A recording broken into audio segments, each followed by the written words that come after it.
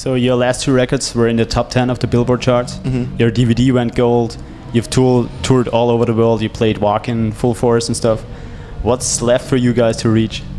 Oh, you know, I think for us, like our main objective is to just write a seriously killer record. Like short term, write a better record than the last, like something that we're all incredibly proud of, and then just become a better live band and hope that we can grow as a band and that fans can grow with us, you know.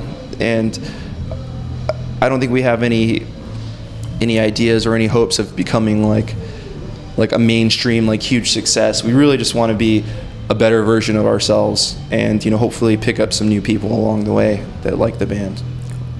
So is there anything personally for you where you would say, like, musically that's the goal, that's what I want to reach? Anything?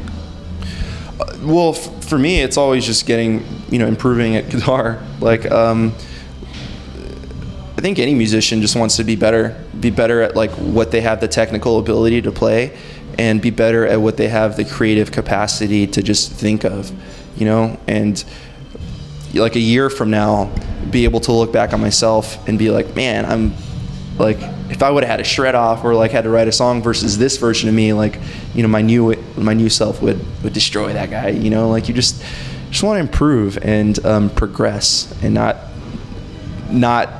even stagnate, but or not even regress, but just to stay stagnant, I think is a form of regression. And I think yeah, just keep practicing and keep writing and just try and improve. That's all I really want.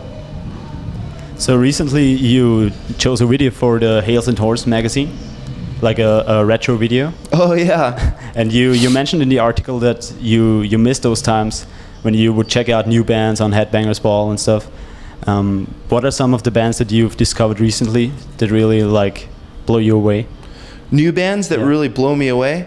And how you came across them, because you said that it was awesome just watching the show on TV and being introduced to so much new bands, which are awesome. Well, it was different because, like, you know, you would learn about new bands, but I guess like the whole gist of what I was saying there was that there was more of a mystery with certain bands. Like, you weren't bombarded with, nor did you have the means to just acquire all this content. Like, now if I wanted to, you know, get into Primus, I could download their entire catalog. I can read about the entire band's history on Wikipedia and all of the individual members.